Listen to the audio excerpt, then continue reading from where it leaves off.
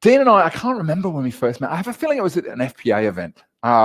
And Dean's one of those people who you just kind of, he's very warm, he's very friendly, he's a great conversationalist, and we kind of hit it off and started this conversation.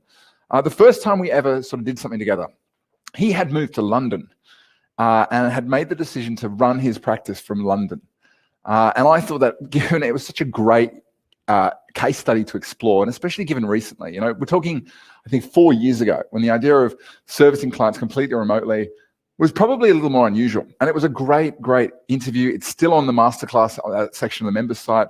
And then I think shortly afterwards, I can't remember, it was 3 or 4 years ago, Dean and I sat down and he told me about this idea he had, which is essentially he'd built a really good business in Absolute, spent a lot of money invested in systems, processes, really got clear on how he wanted to engage clients. And he wanted to expand that, leverage that into being able to invest in other businesses. But he was also very, very aware that there were pitfalls to this.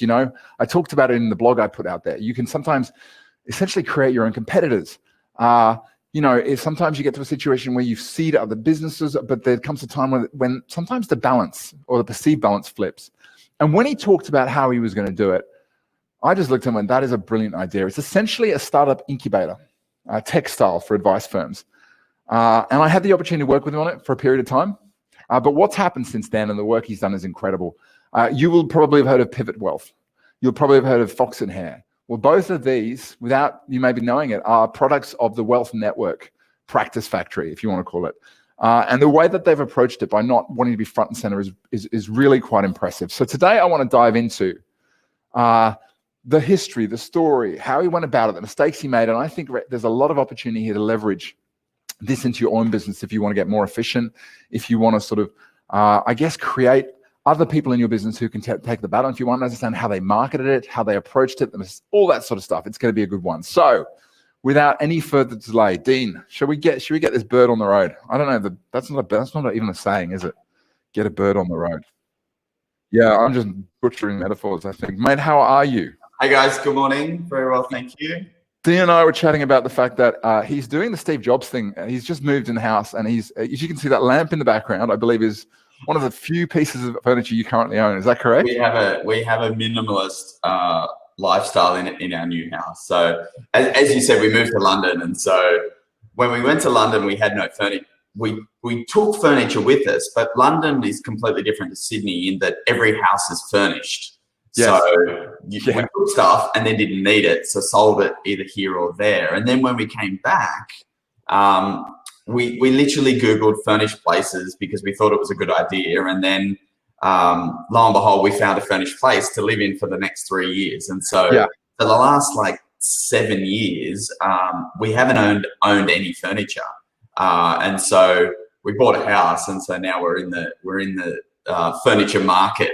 Love it. We're trying to be minimalist, which so the room and the echo is achieving both of those. Mate, I wish that I could go the minimalist route. Unfortunately, I married someone who doesn't like the minimalist. He likes the kind of everything everywhere. So, but if I actually went out the weekend before last and accidentally bought 3 Chesterfields. I intended to buy 1, so I've now got 3. So if you're looking for a place to store it, you can store a Chesterfield. I've got one handy. But anyway. Dude, thank you so much for your time today, and I'm super keen to dive into the story because it's a great path. But I guess it's like anything. There's the what it looks like from the outside and what it looks like from the inside, and I'd love to dive into a bit of that. Yeah, of course. I'm sure most people on here will know a bit about you, but let's just assume that some people don't. Can you tell them a bit about sort of who you are, who you work with, what the Wealth Network is all about? Just a high-level overview. Yeah, of course. So 2 things. I wear 2 hats at the moment, but my history and my first hat that I have been wearing is that I'm a financial advisor. I've been a financial advisor for about 14 years. Started a practice with my business partner, Paul Barrett, about 12 years ago. That's now called Absolute Wealth Advisors. Was self-licensed, and we've been running that business for, as I said, 12 years. The business that I'm focused on now, and the other hat that I wear, and the hat that I'll be just wearing in a few months' time, is that I'm the founder and CEO leader of what we call the Wealth Network. And so this is our AFSL first and foremost, Okay. but it's much, much more than that in terms of what we want to deliver to people that are joining us. Our message in relation to the Wealth Network now is that my focus is to lead the entrepreneurial revolution in financial advice. I think it's now time that the corporates are stepping away from financial advice, call them the big four or the big 5 or 6.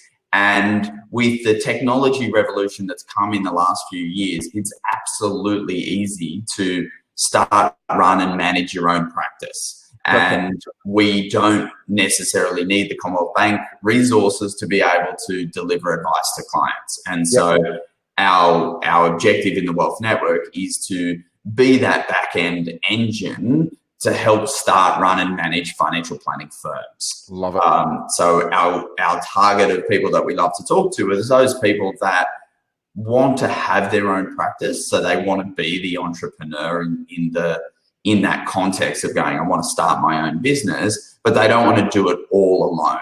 And so we have a certain skill set in helping advisors and providing them with tools, resources, experience, etc., to let them be the front end of their business.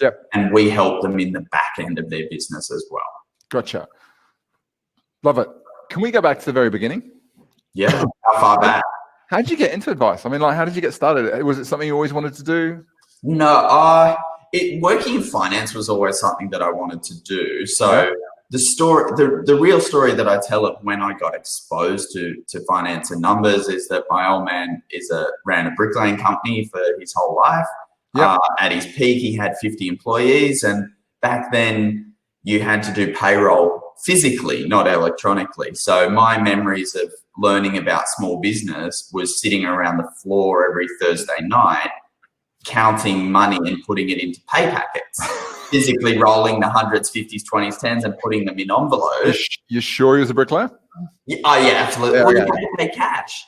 This is the thing. Well, you can still pay cash now, but that's a different story. But when I was a kid, there was no electronic deposits in bank accounts. And so my journey of helping my parents in the business was that we did the payroll Thursdays. Dad took the little bag to work on Fridays and gave them all the money. The funny story is most of them had spent it by Sunday, which is common, and he was lending them money on Monday. But that's my first foray into just small business and finance in general. And then I had the message that I wish that my parents got financial advice like I give today. That, just like everything, small business owners, they're running so many different things, and they don't always get the right advice. And so my passion that started in Absolute Wealth Advisors is we love helping small business owners manage their financial planning side of what they do.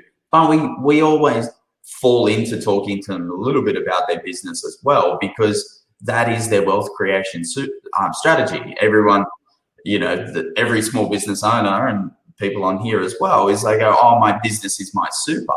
That's a really common thing for the older clients. And so that was where I got started. And that's, I worked at Commonwealth Bank Comsec for a couple of years. That's where I met Elizabeth Kong, who's on the call today. So that's when that started. And then I got into advice relatively quickly after that. I worked with Andrew Rocks for an announcer for a little bit, 9 months. Cold calling wasn't for me, so I got out of that one relatively quickly. But it was a successful business model. Cold calling just didn't work in my world. And then met Paul, and I've been self-employed for much, much longer than anything else. Love it. Can we talk about Paul and you, because you've got this really strong partnership, and you talk about him in very fond terms. How did you guys meet? Unfortunately, he's not watching today, but I'll send him this part of the video. Okay, let's get real. You've often talked about Paul in really terrible times, in ways, when he's not. No, seriously. How did you guys meet? And because it obviously seems to work between you. Yeah, look, it's definitely any business partnership takes a lot of time and effort. He hired me into the role that we started. So we started as like manager and employee. So that was an interesting dynamic. But when we went to the thing that he did first and foremost, when we went to start our practice together, is he drew the line in the sand and said that we're 50-50. And so that's something that Paul did initially. And there's a big age gap between us of about 12 years. He had most of the clients. I had no clients when we started our business. And so the first thing that he did was make it fair. And then the second thing we did is from that point on is that we did have different skill sets that we brought to the business. So we both had our core skill set of financial planning, but then we had different skill sets in relation to running the business of a financial planning business. Yep. And my passion now is obviously focused on running the business of a financial planning business. And that is completely a different skill set to being a great financial advisor, which is some of the things that we take into the Wealth Network today is that you can be a great advisor, you can then own your own business, but you don't have to. I teach all of the other skill sets in relation to running a business. So yeah, look, Paul and I have that different skill sets, which means that we have a good business relationship together, and we are good friends as well at the same time, and we've built that friendship over the last 12 years. It's interesting because partnership dispute, I think, is one of the most common reasons that businesses break up, and it's unfortunately it's such a massive destroyer of all sort of like wealth that can be created. It's like divorce, really. Yeah, exactly. What I mean, you're probably one. I mean, I would say there's more partnerships that break up and cause all sorts of negative impact than stay together. What have you learned about what makes it work and what you should and shouldn't do compared to what others people have maybe shared? Yeah, look, we now have we use a coaching system or a business management system in our business, and we've been using it for probably the last 4 years on and off. It comes from the Rockefeller habits through that. If you've read about the Vern Harnish work, and now it's called the Entrepreneur's Operating System, or EOS. Yeah. It comes from the US, but it's here as well. And the core thing about what that has allowed us to do is we have a really solid operating rhythm within our company, and we have quarterly meetings. And there's one of the rules. It is 5 rules. I won't remember them all in terms of running this quarterly meeting, but the essence of what it is, it's actually open and honest communication and being uncomfortable with being uncomfortable. Yeah. Being comfortable with being uncomfortable. And so those two messages is actually around making sure that whatever it is that you actually have the framework to talk about it, the time to talk about it, which is in these quarterly meetings. Yeah. And the objective is that you're solving that. And at different times, we've had these meetings facilitated by a coach that runs this particular program. And he also has a certain skill set of being comfortable in a really uncomfortable situation when Paul and I have disagreed on something. So it's the communication, but having a framework around that communication and a time to have it on a frequent basis. I really like that, because I made a decision as a coach a while ago that I wanted to be comfortable playing in the awkward, which is sort of my way of talking about it. But when I deal with advisors and we talk about that first appointment situation, often in order to get people to act, you've got to create cognitive dissonance. You've got to make them realize that they should be uncomfortable about the things they want from life and the fact that they're not actually doing anything. And I think the natural inclination of a lot of advisors can be to try and, when they see that awkwardness and they're uncomfortable, to try and fix it. In many cases, it can be the worst thing you can do, because you've got to as an advisor especially, and in any situation, you just got to sit there and I have this thing that you've got to pretend that you're watching yourself from afar. Like there's a little Dean up here watching Dean in this situation, because it just, that little distance that you create in your mind slows you down, and then you say things at the wrong time. I should use all this advice in all of life. You're quite a visual person, I'm guessing. Visual? Yeah. Yeah, I suppose so. Yeah, I draw. I now have an Apple Pen like you, Stuart, and I draw pictures much more. And it's been a learning. Obviously, when we've moved into this working from home environment, I missed my whiteboards from the office, and so I am visual in that. I am visual in that context. Love it. You know what? We could talk about Absolute, because There's a lot to talk about there. We could talk about your market. We could talk about, the way that you approached, the starting point with advice. We could talk about the proposition, but I think this is about the Wealth Network. So what I'm keen to move on and talk about next.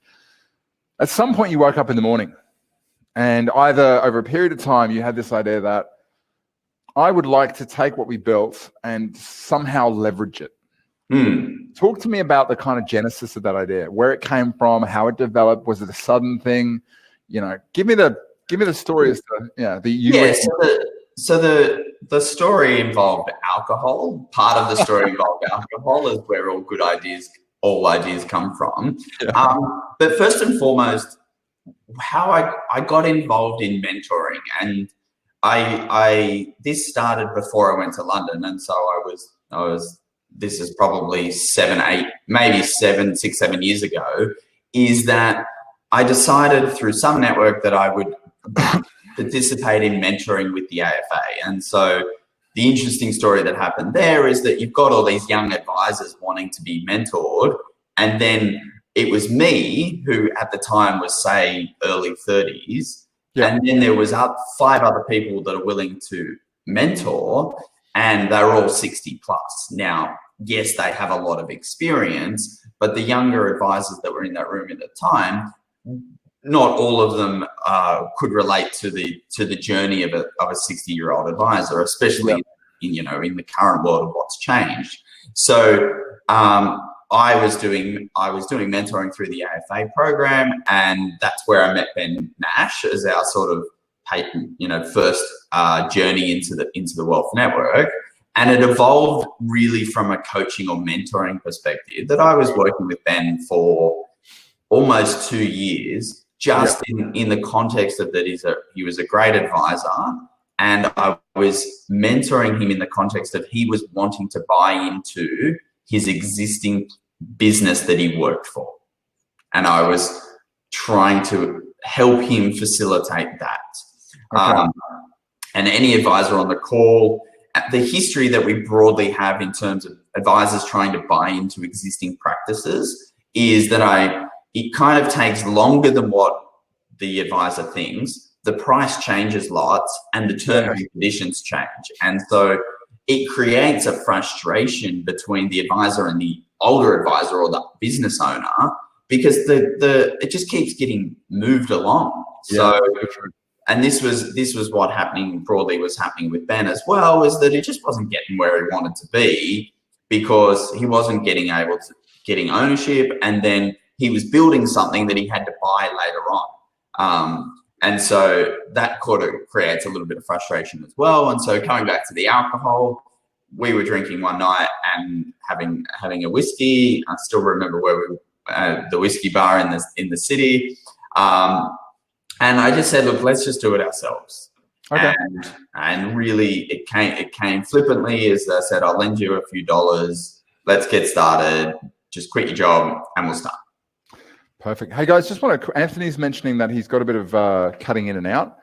I just want to double check. Is everybody else getting a good stream here? I'm just going to do a quick speed test. Make sure that we haven't got any problems with any of the stuff at anybody's end. I think should be fine. You're hearing everything okay, Dean? I'm hearing you okay. Okay. All right. Might be just a sort of a local connection. So let's if you let me know if it is, and pop it in the chat box and we can do something about it. But otherwise, I'm just going to power on. Yeah, all good, man. Okay, no problem. Love it. All right. So at some point, you made a decision you were going to work together, and I guess going from mentoring to investing in a business, that's a relatively big leap, right? Not with whiskey. That's true. From our perspective, it was a really comfortable thing, and the reason why it was comfortable is that we already knew Ben. Yeah. So I'd known him for 2 years, and so our core in terms of values was the same as Ben's, and so that means that when you trust and know people, at that core, we're able to work out whether they are a good business partner. So from my perspective, because I'd worked with Ben for 2 years, absolutely, he's a great guy. Know, like, and trust him. And so it was very easy for me to go, well, let's go and do this. And the other thing in terms of the risk is that we know financial planning very well. And so for us, the risk was actually low because yes, we were creating a competitor in one context, but we knew that if it didn't work out, that what we had created in that business could have fallen into our business as well. So we saw it as a low risk. So can I, there's a couple of things about the proposition, which when you explain it to me, I really just lit up and I went, that's brilliant. And I want to talk about them if you don't mind. And maybe you can correct me, or maybe I've got it wrong, but I feel like my memory is good enough. There were two main things which I think really hit home.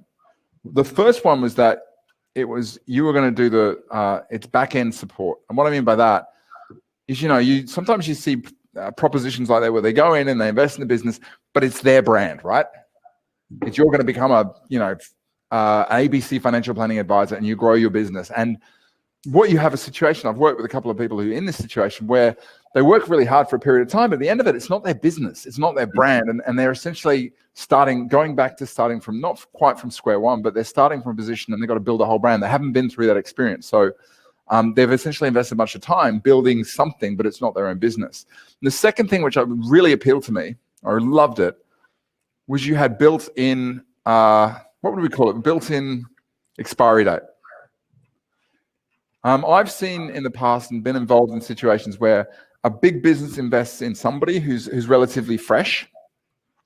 And then as it goes, at the beginning, it's like, this is great. Someone's helping me get off the ground. But then there comes that point where suddenly you realize that they're starting to take the lead. They're starting to grow the business. And the support that's needed may start to fade a bit. And suddenly they've got a new problem, which is they've got to buy, and they're increasingly going to want to buy out the investor. But the more they grow the business, the more expensive it gets, the harder it gets. And suddenly you get a position where there's completely conflicting desires and objectives. And that's usually where I've sat in meetings and had to untangle this before. It's not nice. You didn't do either of those things. Do you want to talk to this a little bit? Yeah, so the back-end support is really important because what we see in the future of financial advice is that we have the ability, and advisors are doing this, is that they're able to have a hyper-targeted, hyper-personalized client set. And so I have this one that if you want to target left-handed vets as your core client base, you can now do that, and you can find them and talk to them. So the hyper-targeted client set that you therefore track means that you need to brand it yourself, and you need to brand that you only look after left-handed vets, such that that's where it comes from. And so the ability to scale your operations is only necessary in the background. So clients, we're all advisors on the call, so we understand how clients will trust us, and they trust the person more than the brand initially, in that you sit in front of a client, they're having a personal conversation, they know who you are. And so the advisor is therefore, they've got that niche, as you say, but then they're able to brand it and market it and talk to the community about how they want to look after left-handed vets. The back-end system, clients don't see. So the fact that the technology might be all aligned between 5 businesses, they have the same back office support, they have the same power planning team that's doing all of the advice. This is all the back end stuff, like you said, Stuart, the intel inside, or the feet of the duck under the water. It's all the stuff that no one really sees. It's important from a business perspective, but clients don't care. And so what we do is we help the businesses in the background, and they are the front office. They create the branding, the website, the persona that they want in the front end, and then the back end is where we do. So let's talk. The first bit's really the intel inside. Did you ever think about calling it duck feet? No. I like it. I'm going to see if the domain's available. Duck feet. Anyway, talk to me about them leading. There was 2 things that came out. The firstly, in order for somebody to lead the marketing, you're looking for someone very specific, because not every advisor, not every young person is going to be able to jump in there and suddenly start marketing confidently. But the second thing is that insistence upon niche. Talk to me about those 2 things and why that matters. Yeah, look, I think in this, so to cut through in terms of the people that you want to serve, the niche is becoming more important because of the way in which people are now seeking and searching for services. Is that the content, if you think about when you Google something, Google's now telling me whether I'm going to enjoy a particular restaurant or cafe before I arrive. And so consumers or clients are doing exactly the same thing, is that they're seeking out the advisor that can help them based on their circumstances. Yeah. And so the left-handed vet that we'll talk about today is kind of the thing, is that, hey, these vets are seeking out help from people that can have the experience in how to help them. And whether it's an age, a stage, an occupation, there's actually more and more different type of niches when we talk about them. And so it's very, when you focus on that, it's actually, your audience is big in that there's more left-handed vets than you could possibly serve, but you're able to find them easier today than you've ever been able to do it. And so that's a really important focus for us in that particular niche. Love it. So what was the second part, Stu? Second part is how did you make sure that you were going out and finding people who were going to be able to get on the front foot? We're going to be able to market themselves. Yeah, absolutely. There must be 1,000, wannabe business owners who fundamentally you talk to and you go, you're just not going to be able to get on the front foot with this. You're not going to be able to generate leads fast enough. Yeah, correct. And so that's in part of our process of identifying people, that we need to identify the advisors that are able to tell their story quite well. So, and this is if we think about the businesses that we've started in the past, they're very not necessarily marketing focused, but story focused, that they're clear on who they want to serve and they're able to articulate that relatively well. And this is something that we're focusing on helping advisors going forward as well, is that we help them to be able to market their business, to understand who their customers are. We've got a whole sales module that we build for the practices, but still the partnership works when the advisor has some type of clarity on the niche and also some abilities to talk about that. We can, the technology to talk about it is in existence. If you want to Instagram your story, you can very easily do that, but you've got to be able to tell your story. Yeah, I love it. And there's some great resources out there. I mean, Russell Brunson has probably done a lot of work in here. I think is it story selling is another really good resource around this. Yep. And that's really good for your niche. If you talk about how you've helped your particular client and you only want to serve those clients, guess what? They're attracted to you in that manner.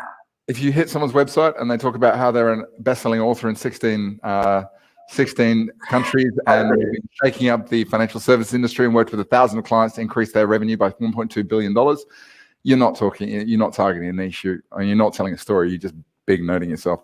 Yeah. Let's talk about the built-in expiry date, because this was something that really struck with me. It's almost like an acceptance before you start that it's going to end in divorce.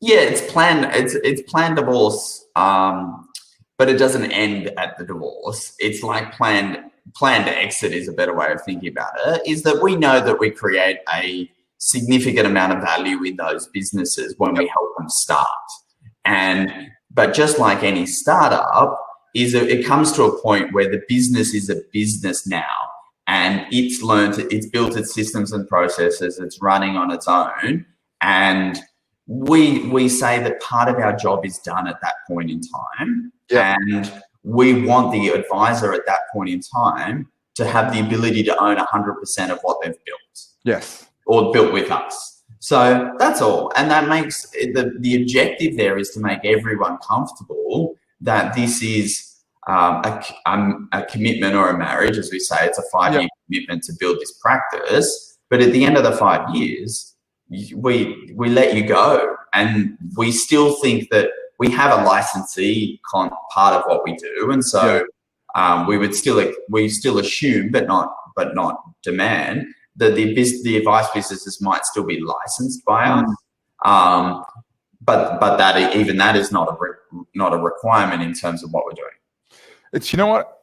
Imagine how better off AMP would be if they could take this idea that there is going to be an end to this period and they could put that in place. They would be in a situation where they wouldn't be at war with the practices, and potentially they could alleviate some of this risk they've got right now. But it's a smart move. And I guess it's one of those things where you look about it, you would rather have a situation where you get a chunk of something good rather than end up with a bad feeling at the end of it and trying to go for more and more and more. It was really, and we leave value on the table, but we transfer that value to the advisor. So like if you exit the business and there's all the data of the guy who sold his Apple shares because there were 3 founders, right? And you go, yeah, of course, we're going to have that issue as well, is that we're going to sell part of the equity back to the advisors, and they might go on to have an amazing business. But guess what? If they go on to have an amazing business, it's mostly due to that advisor building that business. So we know the value of what we provide, and we know the value we create in building those businesses for the first 5 years. And then it's like, let them fly. It's like Marco Pierre White, right? We know Marco Pierre's a great chef, but we know particularly he's a great chef because look at all the other chefs that have come out of his kitchen. Yeah. Yep. I totally agree. Can we chat a little bit about the blueprint? Because I think this is key. And there's certain things that you have in your business that you brought across, and this is what the proposition is. Let's say I come to you one day, I knock on the door and say, Dean, I want to start Love Financial. Yep. Oh, I've heard of that. It's a great name.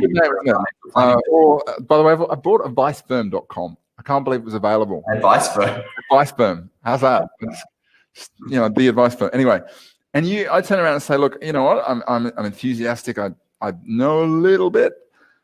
What are the things that you're going to bring to the table and pump into my business? And I guess the things that you're going to help me with and the things that I'm going to do that are going to make me go from, fresh and wet behind the ears to, industry known and $1 million revenue within 5 years. Yeah, absolutely. So what you're bringing to me first and foremost is the fact that you're already a financial advisor. So that in terms of what's going on is that you're an advisor already and you've got a few years experience. So the concept of what I'm not going to teach you anything in relation to salary sacrifice, nor can I add value there. The rules are the rules. Yep.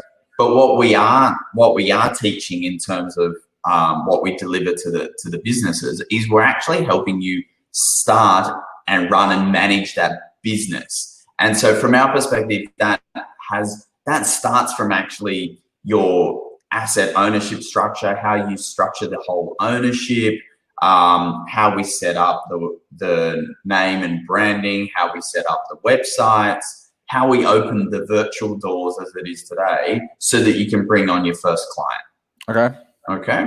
And so what we're rolling into these businesses is a combination of everything that we've built kind of in Absolute Wealth Advisors, but tweaked depending on who your target client is. So, it's much, much more than what every AFSL might go offer you in terms of open APL and templates. We care very little about those things, although we might have them. It's actually the fact that you've got a cracking bookkeeper, so your numbers are taken account. We've got an ability for you to get paid in terms of charging clients. We've got all the systems in terms of how you develop an operating rhythm for your business. So what are you doing on Mondays? What are you doing on Tuesday? The next element of how are we marketing and talking to your potential customers? We build out a plan with you in relation to that.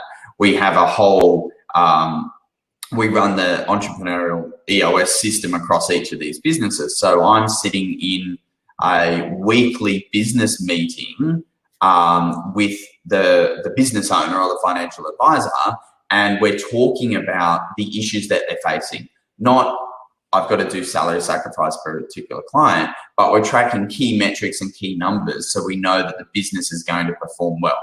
So every week I'm in the business talking to them, and then me and my team are solving some of the problems. And so this is the difference in terms of what we do, is that because we're in the business with you, and we're talking to you about the problems that business is having, we understand it. But the big thing that we do is we help solve them. Right. Okay. And so from the perspective of from what I say is I go, oh, you should do that. Oh, you should talk to such and such, or you should build this in. I delete the word should, and I go, oh, Bentley will do that for us and he'll deliver it to you, or Carl will deliver that to you in your business.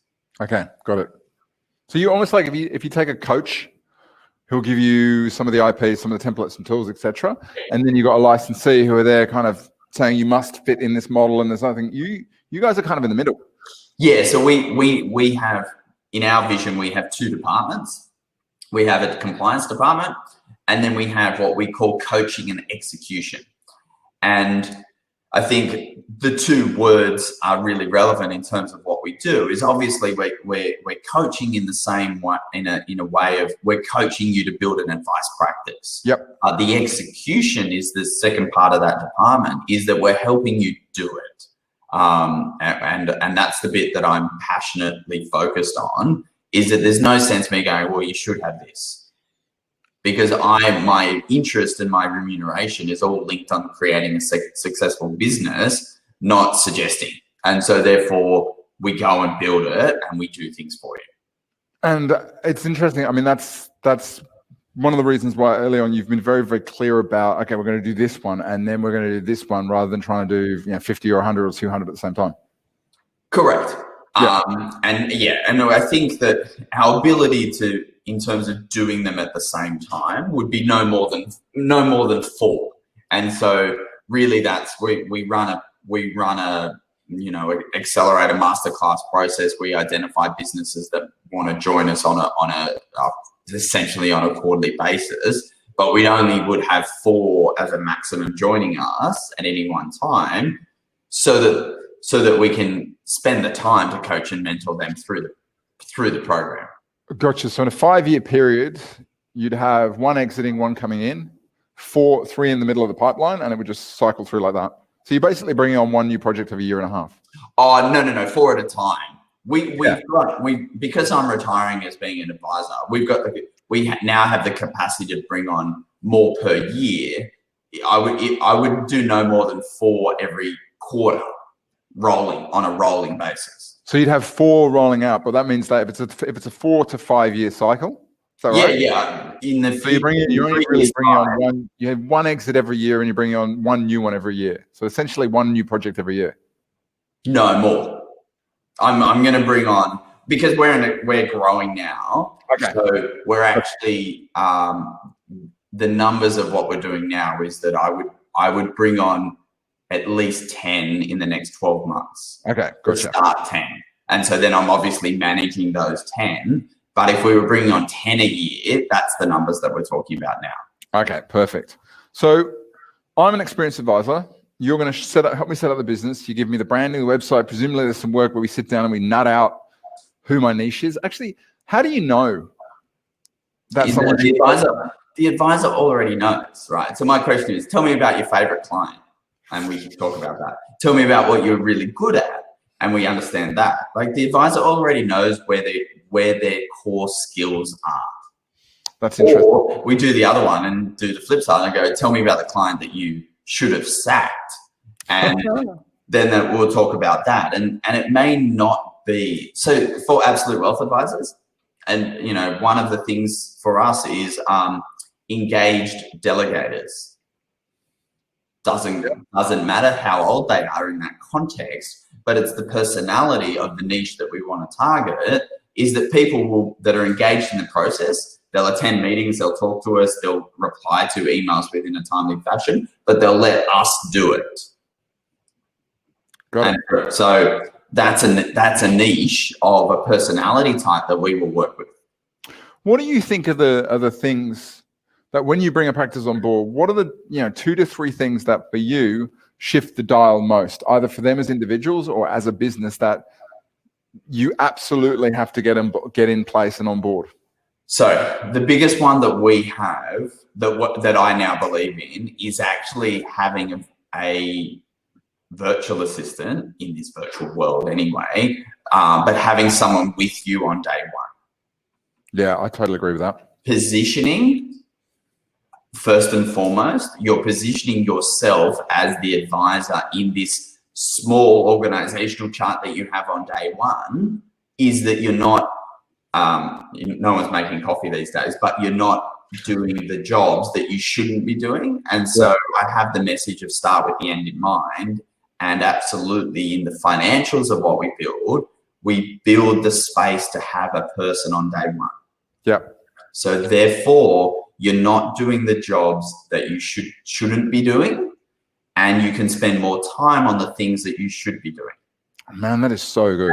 And if you think about notionally, you go, well, I haven't generated any revenue yet. I haven't done this and that. We've got solutions for that in terms of helping to finance the businesses. However, you'll have so much more time to go and get those extra clients because you've got an assistant helping you. You can't do the marketing and basically make the coffee at the same time. You can't. And so our learning and leverage is absolutely that we help do that. But your staff member will sit in the same office with actually that work across the Wealth Network people. There's now about 15 people that work in an office in Cebu that work for different businesses of the Wealth Network. And so not only are you having someone start on day one, they go and talk to other people that know the Wealth Network's processes to come up to speed. So yeah, the fear about having a VA is like, oh, I've got to teach them everything. No. Well, guess what? We have an insurance specialist. So if you need insurance quotes done, your VA will talk to Katie, who's another in our team, to train them on doing insurance quotes. I'd take it far as say, if you're scared of having to train a VA, you shouldn't be growing your business at all, because that's what growing a business is, having to teach people the way that you want things done. Correct. And document it in such a way. If not, it's a lifestyle business. And I think you've got challenges there of its own. And so get a VA first, position yourself correctly. In other words, don't do shitty low value tasks. Anything else that you really insist upon? Well, the other thing is being focused on process. So the two things, like having your what we call a healthy ecosystem of people around you is really important. So that's everyone from the BDMs that you might work with to your bookkeeper, to your licensee or your coach, etc. Is having that team around you, but having a really strict process on how they all communicate and work together. Yep. So, the whole system for designing systems and process, everything that is needed in the business. And my regret in terms of starting 12 years ago is I didn't start processes until like 5 years ago. And we have the thing called the Away Way. So Absolute Wealth Advisors Way. It doesn't exactly spell like that, but we call it the Away Way. I've done a whole podcast with XY Advisor on it, but it absolutely revolutionized the way that we thought about the business and actually executed work. And so we start with processes in our business from day one. The masterclass that I did yesterday in terms of the advisors that are coming through that now, I'm getting them to write some of their processes before they've even made the decision to start their own business. I want to push that. There's a Chinese proverb that says the best time to plant the tree is 20 years ago. Second best time is now. The best time to start mapping your processes is literally start the process when you open the door, but if not, start today and start doing it. Similar sort of thing. We have a rule in our business that if it looks like we're going to do this more than 3 times, it needs to be mapped out. And I don't know what your view on this is. If you haven't sat down and had to either dictate or sketch or just write out how this is supposed to work, there's a good chance you actually haven't thought through the nuts and bolts of how it's supposed to work. Because as soon as you do that, and you have to look at it, you have to sketch it out, you start to realize where there may be opportunities, efficiencies, or maybe it's just not going to work. Absolutely. Most of the time we're firefighting either a new inquiry or a client problem comes in, and if there's no process on how to solve it, then you're solving the problem live, and if you're not then documenting it, it's lost effort, I suppose, is a good way of thinking about it. Completely. recently bought 2 tools in AppSumo. One was called Malcolm, which is a really interesting, frequently asked, great name. And the other one I bought 3 or 4 years ago was Talify. Bought it for nothing, and it's basically, it's one of those ones I've mothballed, and that's been incredibly useful, especially now. The linkages it's got and the webhooks it can do, it's literally creating draft emails in my inbox, which is exactly what you want. But nice. Couldn't do it unless you got it documented. Let's you mentioned in there, Dean, that there are certain things that you shouldn't be doing from day one, that you should hand over to your VA. Can we do a hit list? If you're an advisor and you're listening to this and you are actually doing this stuff in your business on a daily or weekly basis, you should stop. Oh, yeah. And some of these so the best one, like, you shouldn't have email. Yeah, email. I agree. If so you're the one triaging Dean Holmes at Wealth Network exists, the email doesn't go to me, it goes to a centralized box. Dean.Holmes at Absolute doesn't exist, it goes to a centralized box. Yep. You can't manage your own email. Nope. My favorite, the story that I tell about it, and it does light bulb sometimes, is that back in the day when you had to post a letter, the person that looked at it first was the male boy or girl. Yeah. Then it went to the department and it was read by the lowest person in the tree of that department. And then it might have went to the CEO's office and was read by the CEO's assistant. And then maybe the CEO read it. Okay. But with email, right now, first name dot last name at CBA, QBE, Origin, whatever it is, you can email the CEO. And so the communication is flipped exactly the wrong way. And that's why we have to get rid of email, is that emails need to be triaged from the bottom up, and therefore we only read the top ones. So that's created a lot of time, efficiency, and you've been able to do that. So that's a really good thing from day one. Is it John Paul Zoria? He's the guy who sold Patron. He founded it. He was sleeping in the back of his car. Yeah. He sold, I think, 52 billion. He does not have a laptop. He doesn't have a phone. He doesn't have a iPad. And he was asked why not. He said, because if I did, I would be inundated with emails and I'd get nothing done. Yeah. There's an Elon Musk story about that he just, all he does all day is walk around and have 6-minute meetings. Like, yeah, he just goes in and solves a problem and then moves on. So, yeah. What's another thing that, you would suggest that everybody hands over or find someone else to do? Well, we go like booking meetings, collecting information. Yeah. Following up the whole admin process of implementing advice. Following up. Yep. You don't need to do, like, Carl manages the HubSpot process. He's learned HubSpot and he deals with that marketing side of it. So you don't need to have your video. You don't need to do anything after you've recorded a video. Yeah. You shouldn't be writing file notes anymore. They should be digital. Even if it's on the iPad, you can then record it and store it. So the point of why we keep saying now that the time is now, Stuart, in this context of the entrepreneurial revolution, is that the revolution is part tech and part time. So everything that you want to do, you go, well, is there an app for it? And most probably there is an app for it. And you've got to watch out that you don't get app fatigue in terms of how you build your ecosystem. So that's a lesson. And Stuart's he's got AppSumo. So you've tested thousands of different things to come up with what you're at today. And we've got a technology principle that we've got some core things as well. Nothing is that revolutionary about what we do, but we keep it really tight. But there's always a tech solution. I always say to myself, I found something, does Microsoft do it? Because we keep that ecosystem very tight from a security perspective. But you've got to be saying, can my VA do it or can technology do it? I'm going to be doing the drop-in a bit later. I'm going to be running through a framework called the Tech Map, which I think we may have done before. But it's interesting. I write a blog and it's lined up in our marketing thing. And I've seen recently a few people, this isn't having a crack at any other consultants, but they'll start getting on a podcast or they'll pop an article, which is like 10 apps advisors need to know about, or 15 or 20 apps or whatever it is. And the problem that really, and I used to do it, so I got to put my hand up and say, I'm part of the problem, or was part of the problem. The problem is if you get to a situation where all you're looking for is an app for app for app, there's not an app that will take charge of your time or manage yourself or say what you will and won't do. They'll only take what you do and make it possibly better, possibly easier, faster. And I think the challenge is if you're going out and looking for, have I got an app for that? Haven't got an app for that? You're starting from the wrong place. You got to start from, what am I trying to achieve? Because when you know what you want to achieve and you know that it's going to make things better, easier, or faster, then it makes sense to plug in an app. But if you're just going out and grabbing apps, and trust me, I've done it. If you're just going out and play, you are going to create a situation that is ultimately is going to get out of control. It's going to be less efficient than it is, and you're going to wonder what the hell your processes are supposed to do.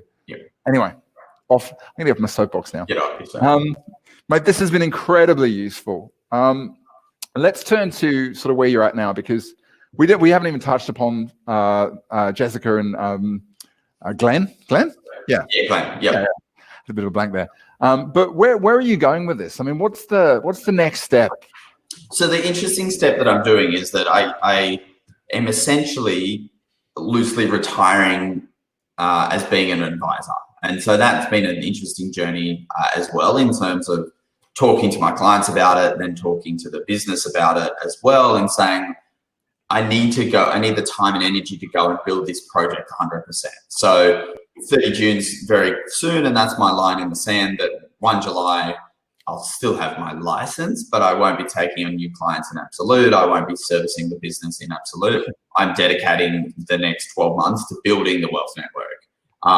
And in that context, we always love to build the bicycle while we're riding it, in the context that we're taking on firms as now. So we're ready to start bringing on firms into this business, as well as leveraging it so that we can take on more firms over the next few years. And I'm dedicating my time, and I have 2 staff that work for me as well. We're dedicating to grow and support more advisors to start their own practices, to take that leap and say that they're an entrepreneur and actually deliver on that they can build successful businesses. And this whole thing about building a successful business is I'm not in the market to help you recreate your job. And so there's a bucket of advisors generally that are self-employed, but really they're just earning an income that's similar to an employee, but they have no time, annual leave, or support or flexibility. And so I'm focused on building advice practices that you don't have to work 6 days a week and 80 hours a week to earn the same money that you're earning as an employee. That we have systems, processes, and scale with staff so that you can have your time off as well. So if somebody's listening to this, and I guess there's 2 possibilities here. Either they're listening going, I am really interested in potentially finding out whether this is the right thing for me, or alternatively, they're listening to this and they like what you're doing, and they know of people who meet that profile, or they'd like to sort of help progress what it is. What can they do next?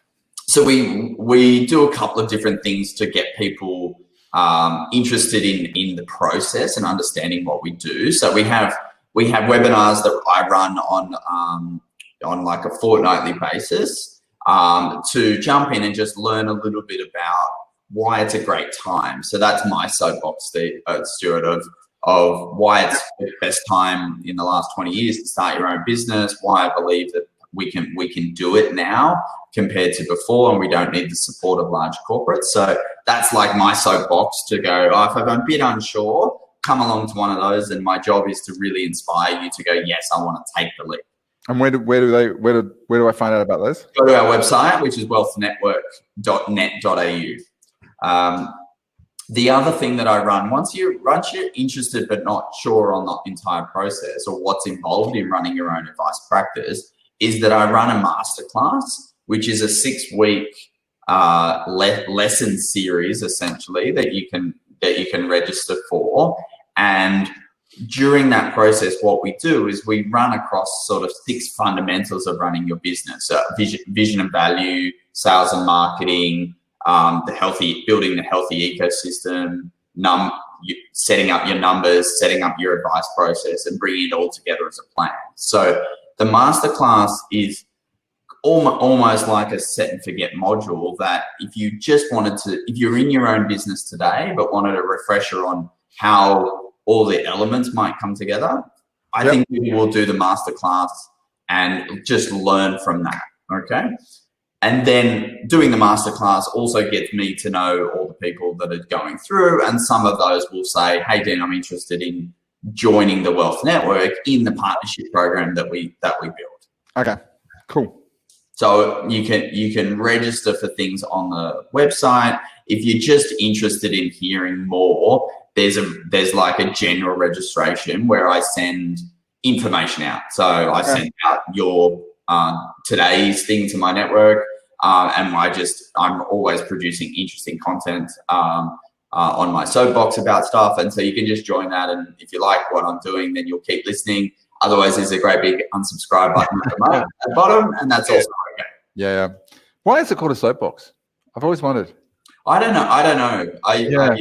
If the furthest back I know that it exists is that in Hyde Park in London. Yeah, the speaker's corner. Guys that stand on I think it's milk crates. Maybe it used to be a soapbox. Maybe there's something about someone on the call actually knows why and they can tell us. But that's the history. Person sitting there going, I can't stand on that. That's that's not a soapbox. It's a or whatever. It's weird. Okay, that's been incredibly useful, guys. I would love it if I know we've got a little bit of a lag, but if you could just pop in the box, because poor old Dan, he's got a really high need for feedback, and I don't want to leave him sort of exposed. Just let me know what's the main or the most interesting thing we've covered off today, the most useful thing, something that you could take from this and kind of implement into your business. Or I think for me, the thing which I really connected with was this idea that don't focus on getting a power planner. Don't focus on getting a financial planning admin. What you need is you need a VA, someone who is skilled at basically freeing up you from just a general admin task. That was really powerful. But I think the other thing which I learned today, which is, and I maybe knew it, but I didn't realize it was that strong, which was your thing is about working with people who are going for the niche. When you step back and look at it, it's kind of obvious, but it was incredibly useful. EOS is something I've also found incredibly powerful as well. Yeah. Man, as the feedback comes in, please give me some feedback. Thank you, Andrew. Any final thoughts on where the industry's headed, or any sort of thing you'd like to share with people or encourage people to do next? Yeah, look, the biggest thing that's probably happened this week is just our friends at the FPA in relation to their vision of licensing of advisors. Definitely doesn't change what we do, because I think we create a lot of value in much bigger way than what providing a license would.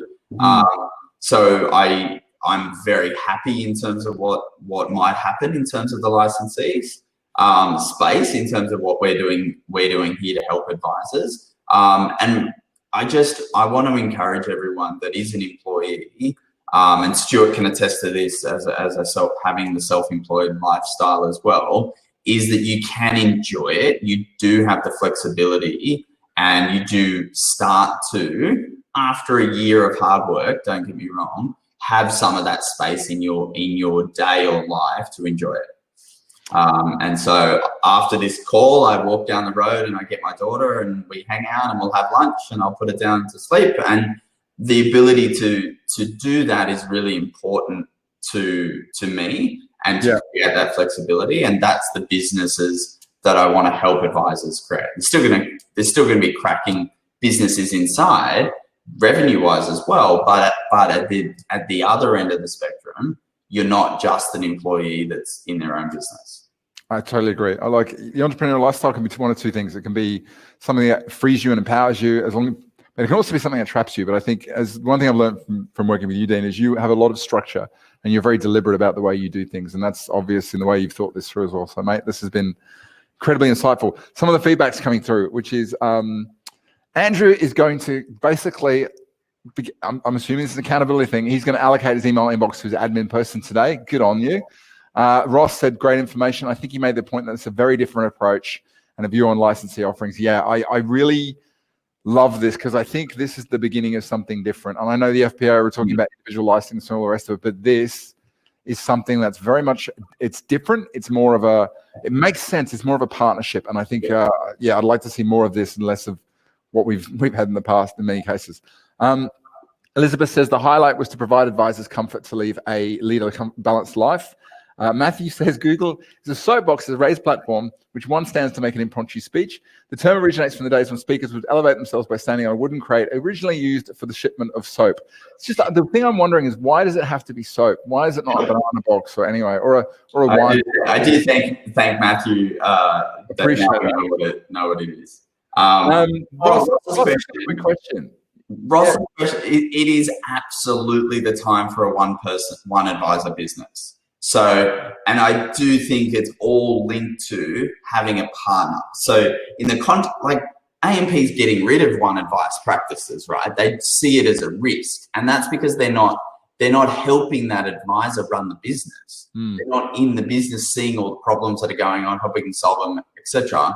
And so we are happy with one advisor practices to start and help them grow, but that is even more important in terms of systems, processes, and VAs and people helping you in your business, so that you're not the one-man advisor doing everything.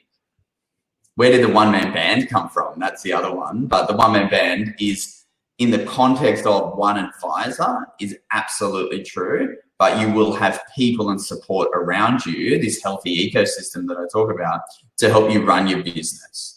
It's interesting, because if you talk about a one-man band, it's very different to think about it's just one person running a business too. There's one person who is the advisor, and they're supported by a core team. And I think if there's anything that's happened over the last 15 years that's been hugely beneficial, there's been a lot that's happened. One of the benefits is, as a small business, as an individual, practitioner, you can now mobilize the resources that large organizations were previously only able to. Yeah, and think about, I like to look at other specialists in terms of how they have structured themselves. And so if you go see a surgeon, a specialist surgeon, he's the only guy that operates, but he or she can have 3 or 4 staff, right? Just in the business of seeing you. And that's before you've even got into the hospital context. But he or she doesn't waste their time on filling out the file note or organize the appointment or charging you the money. And that's what I learned from doctors, especially in terms of their time allocation to their specialty. It's true. It's been incredible. Elizabeth also said VA assistant really frees up time. Yeah, and I know you've really nailed this as well. Elizabeth's one of these people who she'll do it and then ask questions why later on, which is sometimes a really better way to do it than to just kind of unpack it. Yeah. Mate, so if you want a VA, come and see me. I can help with that side of it as well to get that started. Who are you? Do you want to share with me who you're using these days, or? Yeah, for a firm called VA Platinum. Okay, gotcha. What I say about VA Platinum and Brian, who runs that, is that he cares about people. So we call them virtual assistants, but they're just your staff. And Brian gets it from that perspective, and when you have to get it from that perspective as well, is you're just hiring a team member that's in a different time zone. Oh God, yeah. But they do it. They breathe, eat, and have public holidays in Cebu today. It's the Philippine National Independence Day today. So, you got to know and understand where your team is, but they're your team.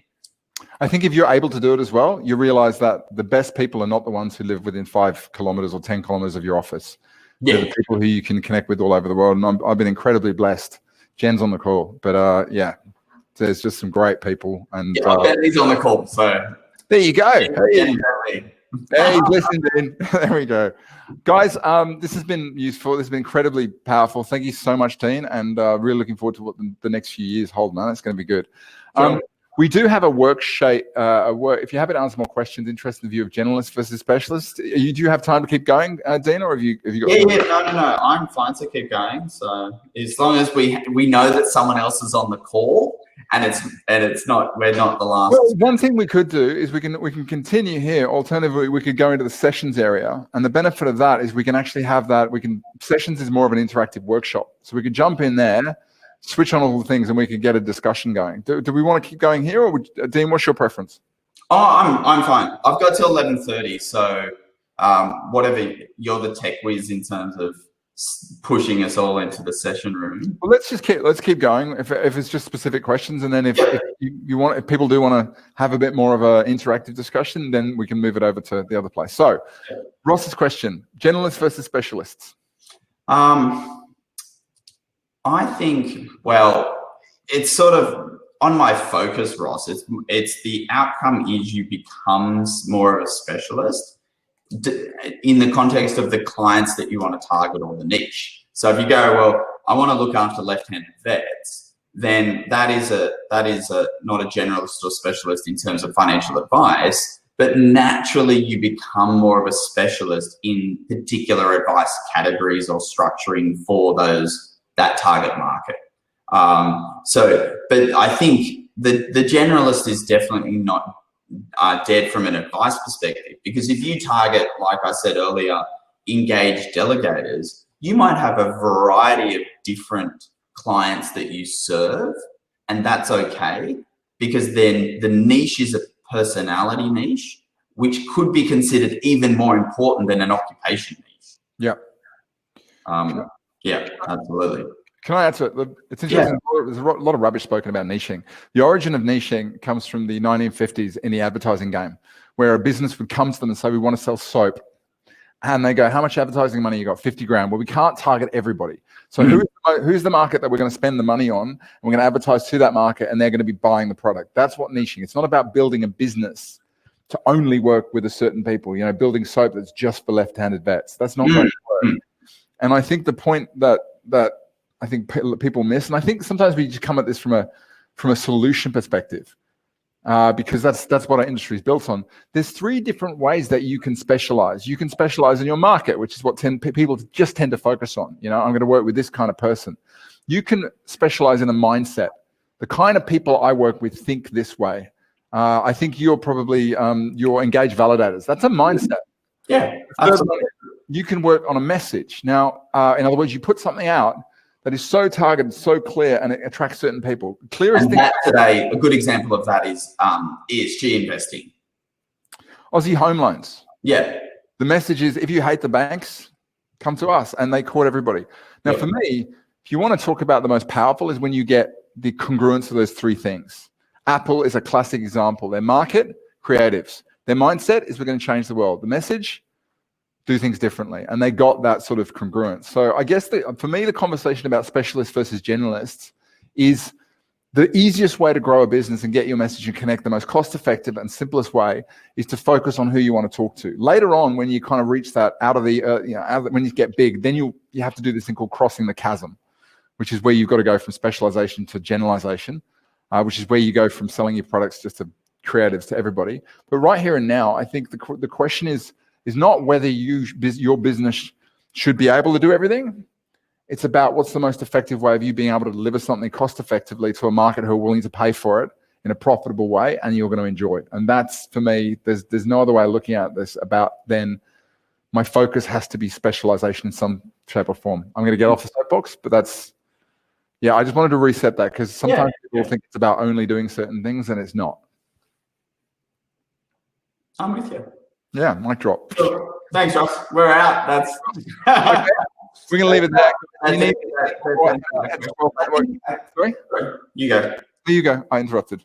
I still think that there's a requirement that we know lots, that we are still the general practitioners of the finance world.